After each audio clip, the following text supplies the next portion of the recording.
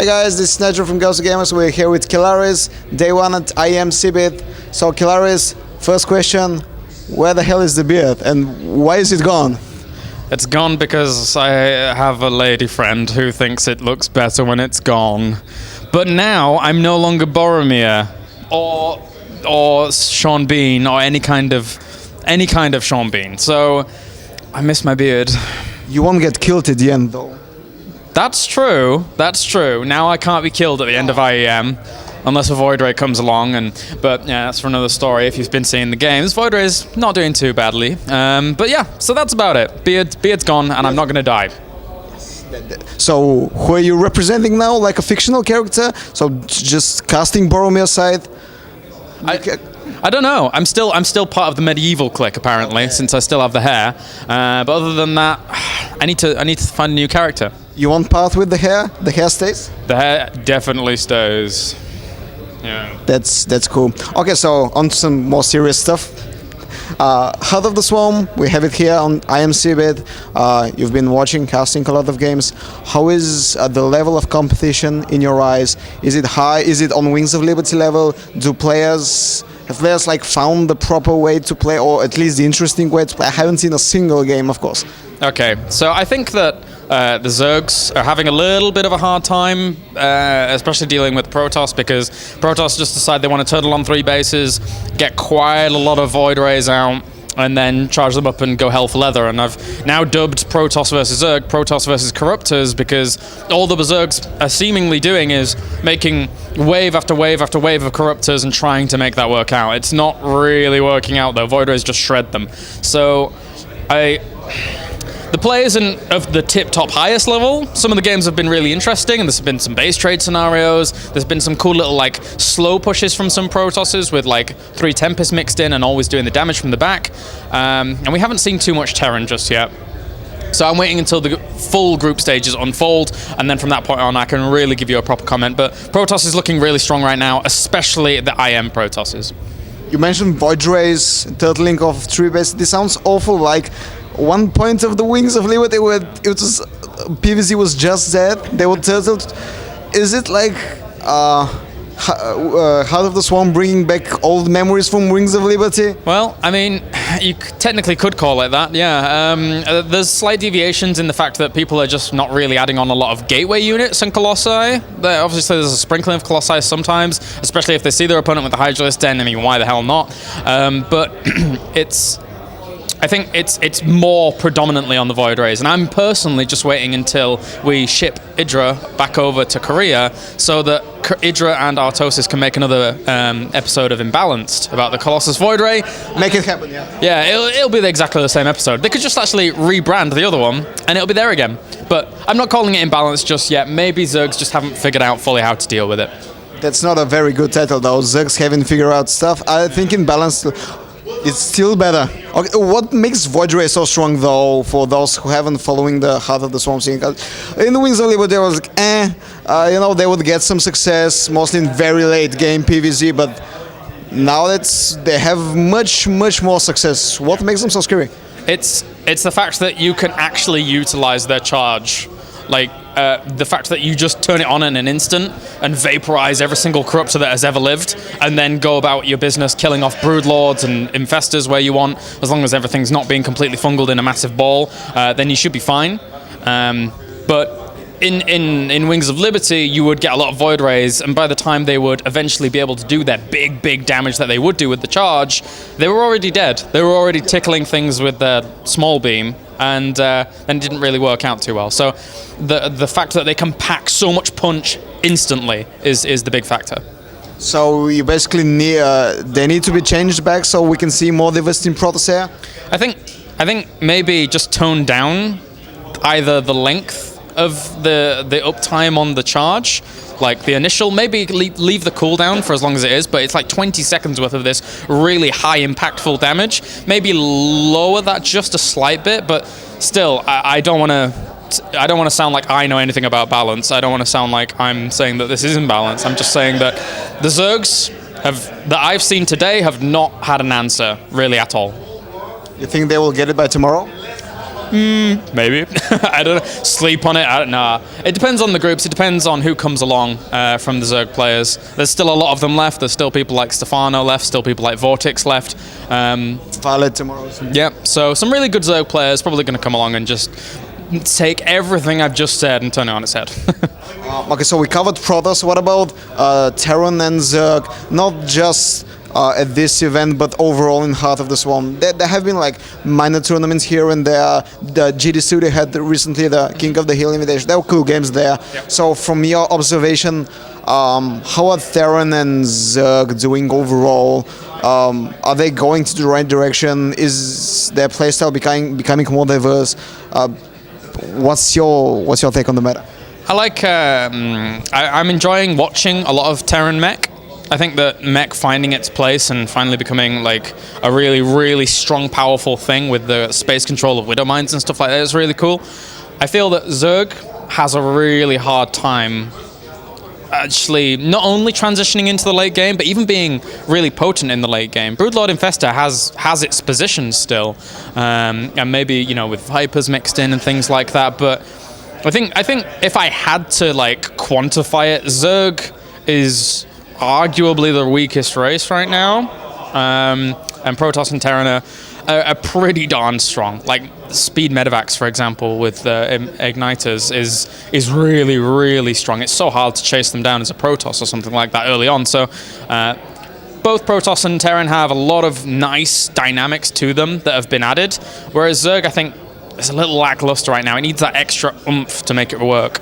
Is it like a mid-game oomph or late-game oomph? Because you mentioned transitioning into the late game. Is this a problem of the mid-game per se, or it's just like we hit late game and there's nothing really we can do against the other late game of the other races? Well, sometimes you end up seeing a lot of Zergs just getting bogged down in mid-game tech, and they're never really transitioning on. Maybe they just need to find those transitionary methods to get them onto that, or they end up finding themselves with like Broodlord Infestor against Protoss, for example, and then they just get wrecked still, because that's kind of pretty much been figured out by now, and Fungal is nowhere near as good as it used to be to a certain degree. Well, from instant to actually projectile, admittedly it does have a longer range, but it's basically, it takes more skill in essence to actually use it. So I'm undecided. Again, I don't want to be the guru, like the person that people come to in terms of talking about balance and things like that. It's just Protoss and Terran seem to be doing pretty well.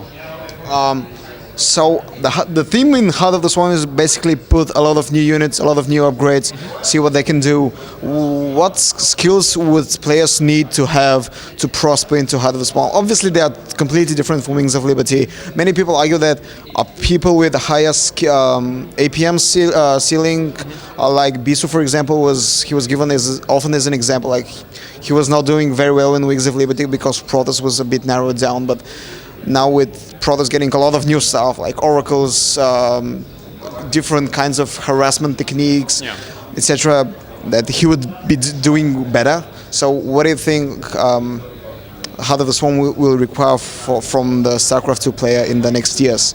It's obviously you've got to have that base of Wings of Liberty. I think people coming into Heart of the Swarm straight away and just being like, hey, I'm going to go ladder and oops, I'm instantly dead is going to be a common thing if you're just jumping straight on in. You have to have the base of Wings of Liberty, and then you have to build upon that with, if you're Protoss and Terran, the extra harassment capability that's come in there. And for Zerg, I think a lot of skill has to revolve around either trading in the mid-game and really forcing your opponent to not build up their death ball in the end, because it can become really, really difficult to actually deal with. Again, we've just seen today, if a Protoss is able to get up to the composition that they ideally want, Zergs are going to have such a hard time again, not even make a dent. I mean, like, yeah, there was like 20 Void Rays, 3 Tempests, and a mothership even. The mothership died, but then there was a million Void Rays still left there. So you can make the smallest of dents, but you can't win the overall battle. So Zerg's going to have to be more mobile, going to have to be more about positioning than ever, and it's, yeah, Zerg's skill ceiling, I feel, raised a hell of a lot higher through the transition. So building upon this question, Zerg's not doing really well. It's probably very likely that we won't see many of them in the playoffs if the trend continues. So essentially, this tournament might well come down to PVTs and mirrors. So how has the PVT changed, and how have the mirror changed? Well, PvP is just a lot of air, a lot of air, unless you're hitting like really early game stuff, like, you know, a 3-gate pressure very well, or you're going for something a little bit gimmicky like a Dark Templar opening, which is less gimmicky than it was during Wings of Liberty because it's less expensive now. And then TVT, I haven't actually seen too much TVT in Heart of the Swarm, nor have I played it, because I've been focusing more on Protoss than I have on my random side. That sounds weird. More than random, because that's actually how I started out in Wings of Liberty as well. So I intend to be switching back to random very soon, actually after the launch of Heart of the Swarm in Versailles. But and then PVT can be interesting. Drops from Terran's side of things, very, very strong, obviously. But sometimes you can see a lot of Terrans overextending, being a little too confident with their medevacs, being like, these things are amazing, and just cramming them down the throats of a million stalkers who kill them off instantly. So, I mean, there's so many different dynamics. I could go on forever and ever and ever, but there's a lot of changes. I've seen first in the GSL doing this, he's countering Bio with he would force field in front, time warp behind, force Psystorm in the middle. This looks as amazing as destructive. I hope we see more of those. Yeah, the time warp force field mechanics together against Bio synergize so ridiculously well, and I think that it's something that eventually we'll see Protoss really get to grips with. In like a few months or so, and then Terrans are going to have a very, very hard time dealing with Protoss that have really mastered the keys to Time Warp, Force Field, Storm Colossi, etc. Then again, they can go mech. Like, mech is really viable. Yeah, they definitely could do. Widow Mines helping out a lot against Oracles early on, as well as any other kind of harassment that would come along. Zealot run-bys have always been commonplace in this matchup, so placing a few Widow Mines to intercept that kind of play is something that is eventually going to become more prevalent. So lots of stuff coming. We recently wrote an article about actually Goodies mech. We were focusing on the new Thor. Yeah. How amazing is the new Thor? It's pretty cool. It depends on how really you want to make it work out. There's a lot of things that you can do with it. We actually had a really good example in one of our games today where we saw Lucifron going up against Slivko. That's the one. And he was using the high explosive payload on some Broodlords that were morphing in. But to a certain degree, you're not getting as cost efficient a trade out of killing off the Broodlords as you would be if you were using the actual ground attack even to kill off the roaches that are around you, because you're doing more damage to the ground than you are to the air. So sure, you can try and prioritize targets, but you should still not get too overconfident in the way Heart of the Swarm has changed some units. You should sometimes stick to old Wings of Liberty's conformities. Do you think like that Heart of the Swarm will do the same to StarCraft 2 as Brood War did to StarCraft 1? Like, because Brood War completely changed the way StarCraft 1 was played. It hyped it to high heavens. Now we've seen Wings of Liberty declining in interest somewhat. Players complaining about stagnation, wada. So do you think like that Heart of the Swarm is really coming and will skyrocket it back into community's attention, basically? I think that Heart of the Swarm, I kind of have a very thought-out opinion on this. I think that Heart of the Swarm, whilst being a realist myself, I think it can only ever reach the peaks that Wings of Liberty got. I don't think it can ever surpass that just yet, because of the way in which Wings of Liberty is still there. It's, you know, you still have to pay for the game, you still have to, you know, get past that and then get back into Heart of the Swarm, where the skill ceiling for every single race arguably has increased, so it makes it a little bit more daunting. Of course, there is the unranked play, which really helps out. Like a few days ago, if you logged on Battle.net, you would see that there's like 750,000 players currently online, which is higher than it's been for a long time. So people are clearly utilizing the unranked system, as well as, you know, just playing with friends and chats and groups and things like that, which is great. The only thing I would love is like an in-game tournament-based system that would actually create that, because it would add just that extra dynamic to online play that isn't just straight up 1v1 on a ladder. Oh, great, I'm like ranked 20th. But it will be like, yeah, I'm playing in this little cool tournament thing. This is my next opponent. Oh, that's awesome. Like, just join it with your friends and stuff like that. Maybe clan-based tournaments. They did say that that was coming later on in Legacy of the Void, but I mean, that's a few years away.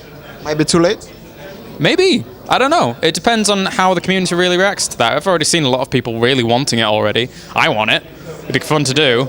Yeah, like my friends, my real life friends who I play just a lot of video games with, they don't play StarCraft 2 because A, they're not very good at it, but B, because, you know, there's not really a whole lot that you can do with just a few friends just playing stuff out. We occasionally do some like round robin tournaments of 1v1, but that's like, what, once every couple of months? So something like a clan-based tournament structure for Clan Wars would be really cool, really help out. Following up on that, do you think Blizzard are delaying improvements too much? We waited 3 years basically for clans and groups system, which basically was demanded from day one. Day one of beta, not even day one of release. So we just got it now.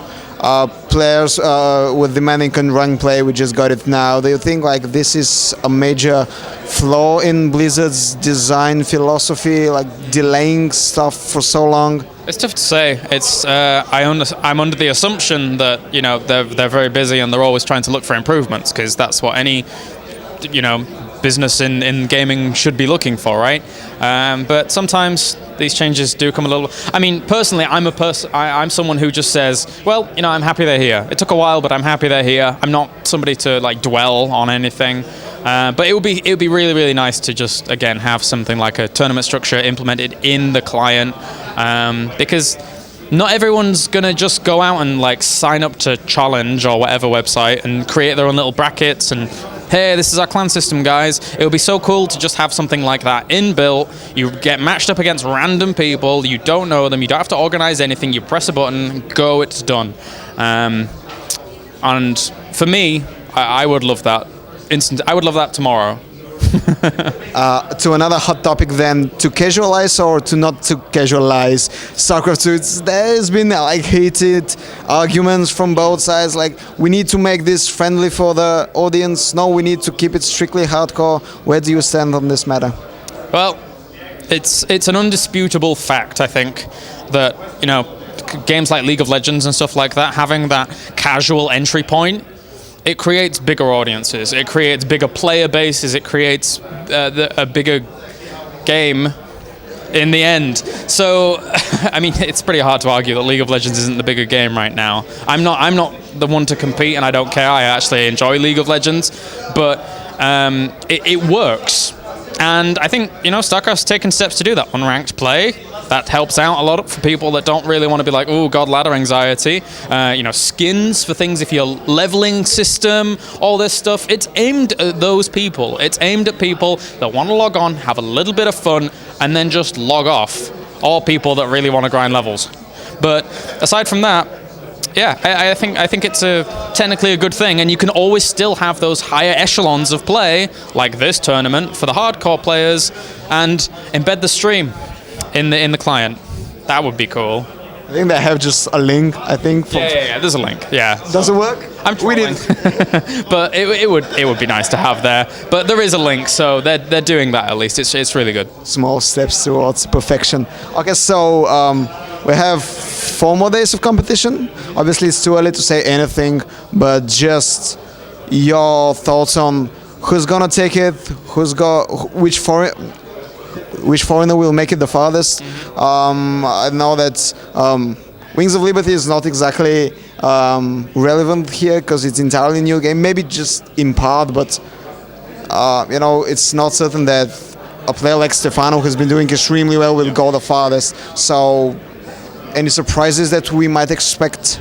In terms of anybody, all the LGIM Protoss look ridiculously good right now from day one.